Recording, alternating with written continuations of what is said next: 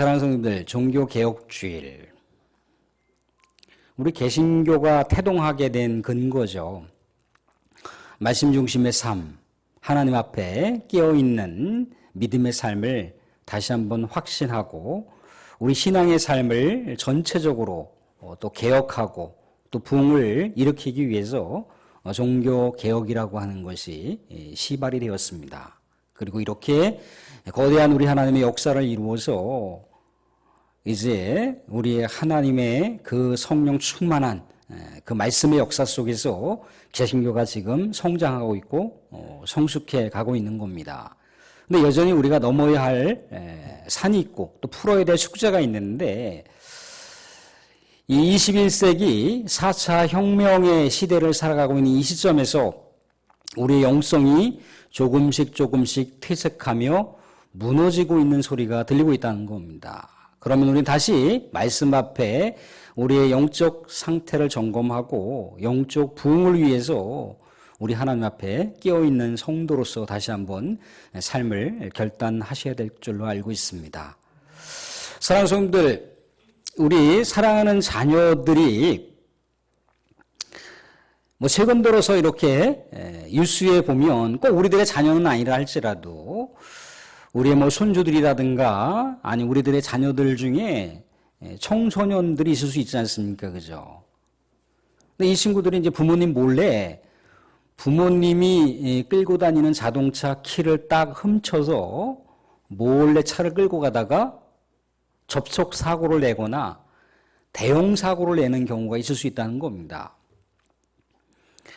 근데 사랑하는 자녀들 중에 또 손주들 중에 그런 청소년들이 있을 수 있잖아요. 그죠? 물론 본인의 의지에 따라서 운전을 할 수 있다 할지라도 아직 미성년자들이기 때문에 운전면허증을 발급해 주질 않습니다. 운전면허증이 없는 거죠. 운전면허증이 없는 것도 없는 거거니와 운전을 했을 때 대단히 위험할 수 있는 상황이 초래될 수가 있다는 겁니다. 그런데 이런 자녀들이나 이런 손주들이 아빠, 엄마, 저 요즘에 공부하는데 스트레스가 너무나 많으니까 차키 좀 주세요. 저기 한번 불황댐 한번 돌고 싶습니다. 그러면 그래 네가 요즘에 참 공부하느라고 수고도 많고 이렇게 저렇게 또 잘하는 친구들 쫓아가려면 스트레스도 많을 텐데 그래 여기 있다. 오늘 아빠가 그냥 편안하게 택시 타고 직장 출근할 테니까 너 오늘 마음껏 토요일 날 학교 안 가도 되니까 그렇게 스트레스도 좀 풀고 드라이브도 좀 하고 그렇게 하고 오렴. 그렇게 차키를 내줄 부모가 있습니까? 그렇게 아빠가 차키를 내주나요? 그렇게 엄마가 차키를 줄 부모가 없죠. 그죠? 설령 미성년자가 아니라 성인 우리 자녀들이라 할지라도 운전면허증이 없으면 또 운전면허증이 있다 할지라도 운전을 해본 것, 운전을 잘하는 것을 모르는 상태에서 부모가 차키를 그렇게 쉽게 주지 않는다는 겁니다. 왜 주지 않는 거죠? 위험하니까. 대형 사고라도 나서 운명을 달리할 수 있는 상황이 벌어질 수 있으니까.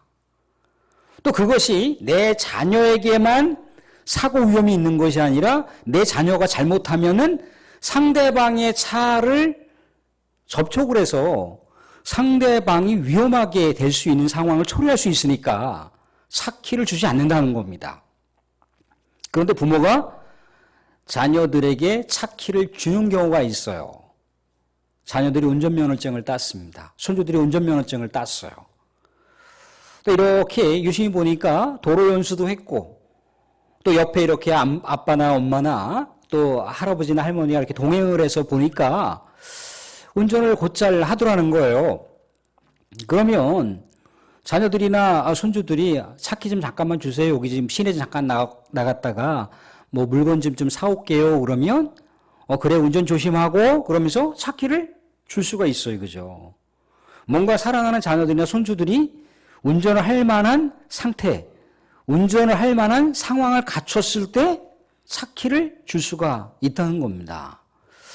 사랑하는 성도들, 우리 하나님께서 기도 응답의 열쇠를 사용하시는 것도 이와 비슷하다는 거예요. 우리는 여러 가지 기도 제목을 놓고 하나님께 간절히 기도합니다. 나 자신과 나의 가정과 관련되어 있는 것일 수도 있지만 또 내가 기도하는 대상을 놓고 우리가 기도할 수가 있다는 거예요. 근데 하나님께서 기도응답의 열쇠를 마음껏 사용하고 싶으신데 그러지 못하는 경우가 있을 수 있다는 거예요. 왜 그렇습니까?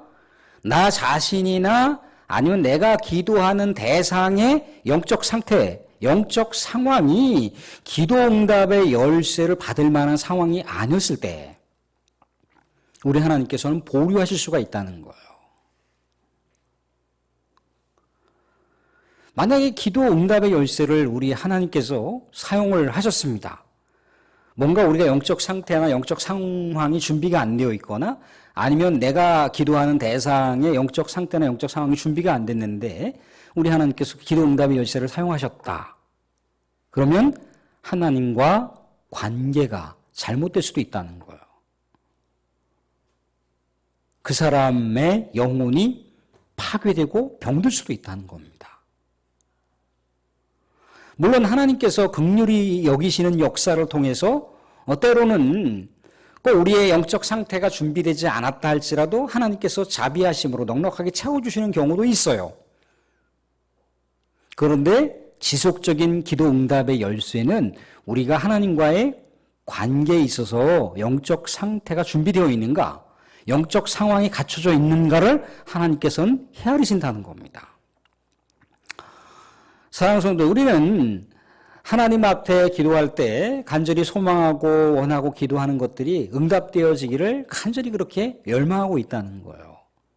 그런데 왜 응답이 잘 이루어지지 않을까를 우리가 생각해 봤을 때 나 자신의 영적 상태나 아니면 내가 기도하는 대상의 영적 상황이나 상태를 점검해 보시기 바랍니다. 하나님과 관계가 올바로 정립되어 있는지를 살펴보고 그것을 위해서 우리가 또한 중보기도를 하실 수 있어야 돼요. 하나님, 내 자녀가 이렇게 기도 제목을 응답받기를 원합니다가 아니라 내 자녀가 기도 응답의 열쇠를 하나님께서 사용하실 수 있도록 그렇게 영적인 부흥과 영적 상태가 잘 준비되고 갖춰질 수 있도록 해 주십시오라고 하는 것들이 먼저 전제될 수 있어야 되는 그런 상황이 우리에게는 있다는 겁니다. 사랑하는 성도님들, 그럼에도 불구하고 소망하고 원하는 것은 우리 사랑하는 성도님들의 간절한 소망과 기도 제목들이 우리 사랑하는 성도님들의 영적 부흥이 충만하게 일어나 다 응답되어질 수 있기를 주님으로 축원드립니다. 아멘. 오늘은 하늘로 올려지는 기도 엘리야에 대한 이야기를 함께 나누고자 합니다.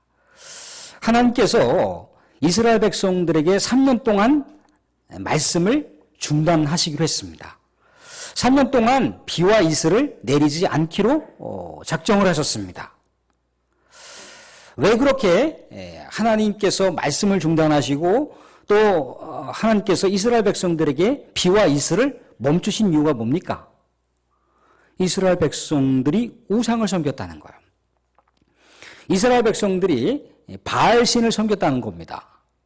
그런데 굳이 왜 하나님께서는 말씀을 중단하시고 이스라엘 백성들의 영혼을 관계 가운데 침묵하시고 또 이스라엘 백성들이 또 육의 양식을 먹으려면 비가 있어야 되고 또 이슬이 있어야만 농사를 지을 수가 있잖아요. 그죠?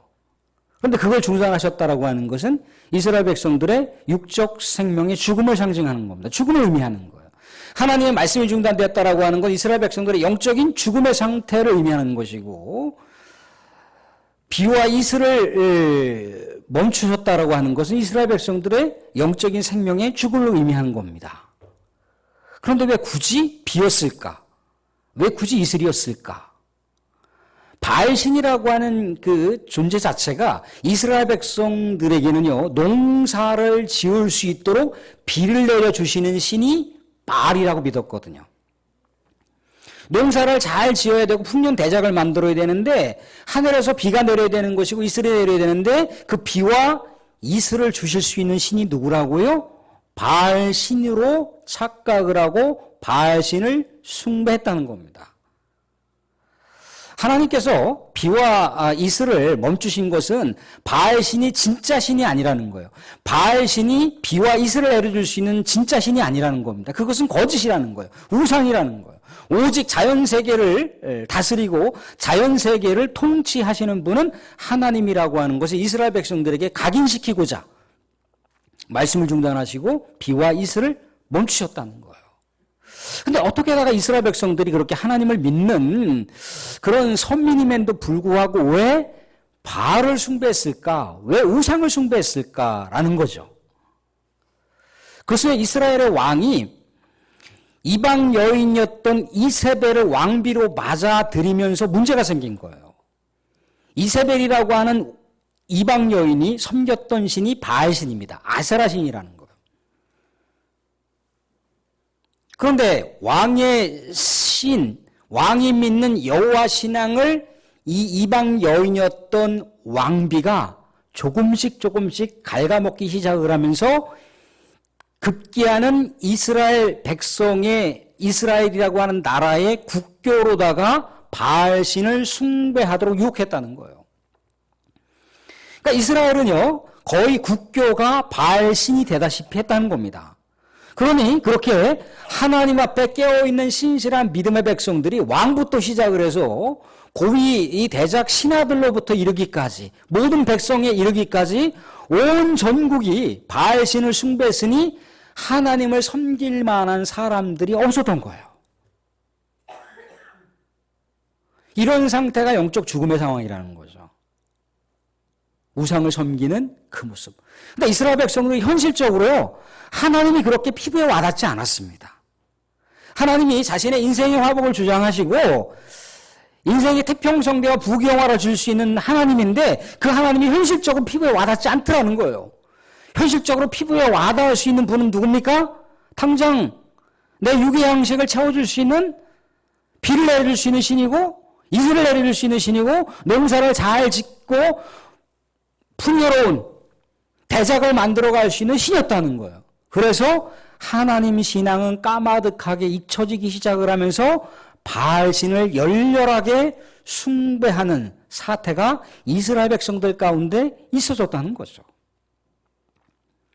그러니까 하나님의 신앙을 잃어버리니까 이스라엘 백성들이 하나님과 단절되기 시작했다는 겁니다.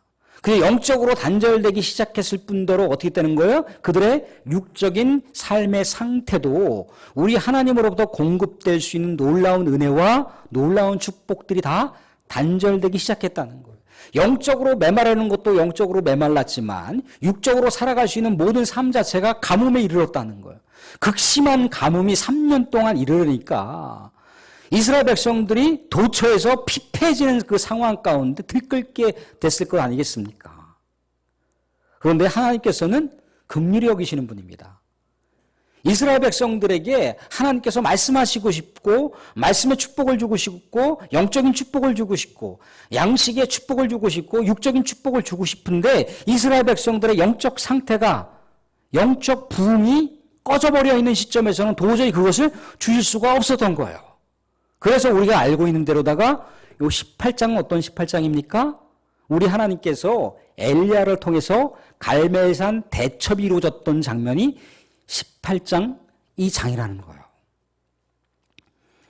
하나님께서 이 엘리야와 이 바알 제사장 간의 이 갈멜산에서의 대첩에서 엘리야가 승리할 수 있도록 손을 들어줬습니다. 갈멜산 대첩의 승리는 곧 뭘 얘기하는 건가요? 이스라엘 백성들이 하나님 신앙을 다시 회복할 수 있는 가능성을 열어놓은 거예요. 이스라엘 백성들의 영적 회복, 이스라엘 백성들의 영적 부흥을 다시 한번 가져올 수 있는 절호의 기회였다는 거예요. 하나님께서 이스라엘 백성들에게 어떻게 역사하셨는지, 또 역사하신 그 하나님, 살아계신 하나님을 이스라엘 백성들이 어떻게 바라보면서 어떻게 반응하는지가 우리 성경 말씀을 통해서 볼 수가 있습니다. 우리 성경 말씀 37절, 38절, 39절인데 같이 한번 읽어보도록 하겠습니다. 37절, 38절, 39절 같이 한번 읽어봅니다. 같이 시작. 여호와여 내게 응답하소서 내게 응답하소서 이 백성에게 주 여호와는 하나님이신 것과 주는 그들의 마음을 되돌이키심을 알게 하옵소서 하매 이에 여호와의 불이 내려서 번제물과 나무와 돌과 흙을 태우고 또 도랑의 물을 핥은지라 모든 백성이 보고 엎드려 말하되 여호와는 그는 하나님이시로다 여호와 그는 하나님이시로다 하니. 뭡니까? 이스라엘 백성들이 바알신에 사로잡혀 있고 바알이라고 하는 우상신에 완전히 자신의 삶을 송두리째 맡겼잖아요. 그죠?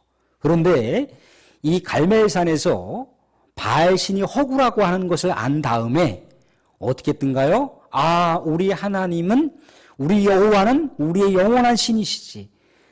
우리에게 영원한 삶을 축복해 주시는 분이시지 라고 하면서 다시금 하나님의 신앙을 회복한 거예요.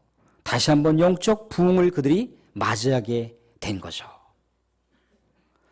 영적 부흥을 맞이하자 이제 어떻게 되는 건가요? 이스라엘 백성들이 하나님께서 기도의 응답의 열쇠, 기도 응답의 열쇠를 마음껏 사용하실 수 있는 상태가 준비가 된 거잖아요. 그죠?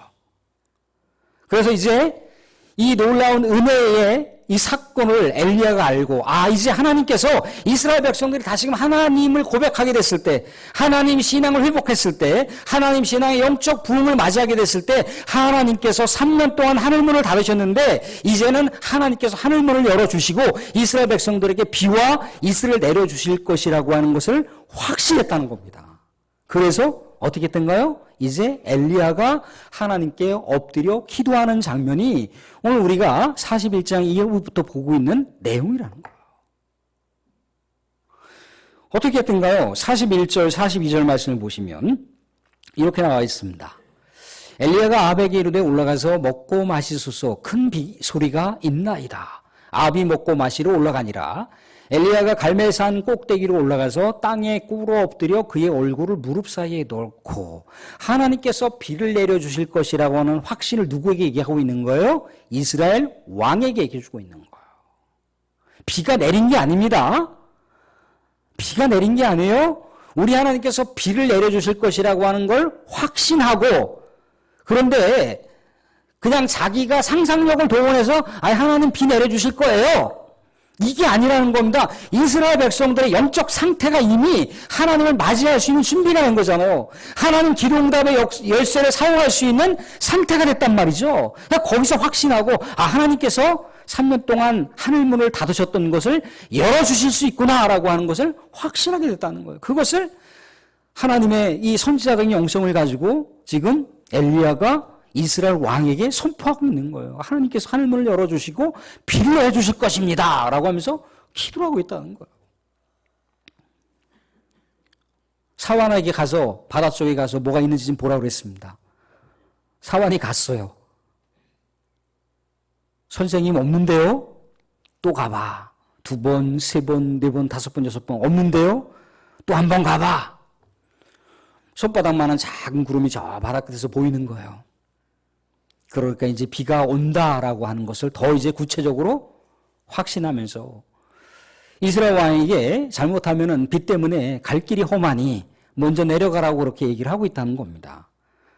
그렇게 말 끝나기가 무섭게 45절 말씀을 보시면 이렇게 나와 있어요. 조금 후에 구름과 바람이 일어나서 하늘이 캄캄해지며 큰 비가 내리는지라. 큰 비가 내리는지라. 비라고 하는 것은 이스라엘 백성들의 생명을 의미합니다. 생명이 다시금 회복됐다는 거예요. 육의 생명이 회복되기 전에 뭐가 이미 회복된 겁니까? 이스라엘 백성들의 영적 상태가 회복이 되고 영적 부흥을 맞이하니까 이런 여러 가지 상황들이 현실적인 상황들이 풀어지는 은혜의 역사가 있게 되더라는 거예요. 사랑하는 성도들, 우리 하나님께서 이스라엘 백성들의 여러 가지 이 상황들을 아시고 엘리야를 통해서 하늘에 올려지는 기도를 하시게 했는데 이 엘리야를 통해서 하늘에 올려지는 기도는 정확하게 이스라엘 백성들의 영적 회복과 연결이 됩니다. 그러니까 하나님께서 하늘문을 열어주시고 기도 응답을 해주신 이 시점이 이스라엘 백성들의 영적 부흥의 시점과 정교하게 일치하더라는 거예요. 더욱이 이렇게 하나님께서 비를 내리시기로 작정했던 것은 또한 엘리야가 우리 하나님께서 비를 내려주실 것이라고 하는 걸 확신하고 그 전에 이스라엘 백성들의 영적 부흥, 영적 회복을 그가 확인했잖아요. 그죠? 그런 다음에 하나님께 전심을 다하여 기도했는데 이 삼박자가 정확하게 정교하게 맞아떨어지더라는 거예요. 하나님께서 이스라엘 백성들에게 기도응답의 열쇠를 사용하실 수 있는 시점과 이스라엘 백성들이 다시금 영적 회복을 일으키고 영적 부흥을 가져왔던 시점과 엘리야가 기도를 통해서 하늘에 올려졌던 기도가 응답되어졌던 것이 이 삼박자가 정확하게 일치했기 때문에 하나님의 놀라운 기도 역사가 나타났다라고 하는 것을 우리가 말씀 가운데 확인해 볼 수가 있다는 거예요. 사랑하는 성도들, 우린 자꾸 엘리야가 기도를 해서 하나님께로부터 응답받은 사건에만 우리가 주목할 수가 있는데 그렇지 않다는 거예요. 우리가 이 성경에 있는 앞문맥을 바라보면 뭡니까? 왜 하나님께서 이스라엘 백성들에게 말씀을 거두시고 왜 이스라엘 백성들에게 비와 이슬을 거두신 이유가 뭐예요? 이스라엘 백성들이 하나님과 관계가 무너졌기 때문이라는 겁니다. 그래서 이스라엘 백성들이 하나님과 관계가 회복되기를 영적인 회복이 또 영적인 부흥이 일어날 수 있도록 우리 하나님께서는 특단의 조치를 하시고 이스라엘 백성들에게 갈멜산 대첩이라고 하는 놀라운 영적 위력을 엘리야를 통해서 이루게 하셨잖아요. 결국 엘리야를 통해서 갈멜산 대첩의 승리를 이루게 하셨던 그 목적은 뭡니까? 하나님께서 살아계신 하나님이라는 거예요. 하나님께서 비와 이슬을 내려줄 수 있는 하나님이라는 겁니다. 하나님께서 인생의 생사화복을 주장하실 수 있는 분이라고 하는 것을 가르쳐 주시기 위해서 갈멜산 대첩이라고 하는 것을 마련하셨다는 거예요. 그렇게 된 다음에 이 갈멜산 대첩을 통해서 이스라엘 백성들이 우리 하나님이 우리의 영원한 지존자시고 우리의 영원한 삶을 책임질 수 있는 분이지 하면서 이제 우리가 다시금 마음을 돌이켜 하나님의 신앙으로 다시금 돌아가자. 하나님께로 돌아가자. 라며 영적 기억과 영적 쇄신과 영적 부흥을 일으키게 됐을 때 엘리야의 기도가 정확하게 우리 하나님의 기도의 응답의 열쇠가 사용될 수 있는 시점과 정확하게 맞아떨어졌다는 얘기입니다. 사랑하는 성도 말씀을 읽겠습니다. 사랑하는 성도, 우리는 종교개혁주의라고 하는 이 시점도 시점이지만 우리 사랑하는 성도님들이 우리 하나님 앞에 영적 부흥이 일어날 수 있기를 주님으로 축원드립니다. 그래서 우리가 소망하고 원하는 그 모든 작정하는 기도 제목들 또 간절히 원하는 기도 제목들이 우리 하나님께서 응답의 열쇠를 마음껏 사용하실 수 있도록 하셔서 우리 사랑하는 성도들의 가정과 또 사업장과 일터와 또 만나는 모든 관계하는 삶의 영역 가운데 기도 응답의 역사가 주렁주렁 맺히고 다시 한번 우리 하나님을 영원롭게 할 수 있는 신실한 믿음의 백성, 깨어있는 믿음의 성도가 될 수 있기를 주님의 이름으로 축원드립니다.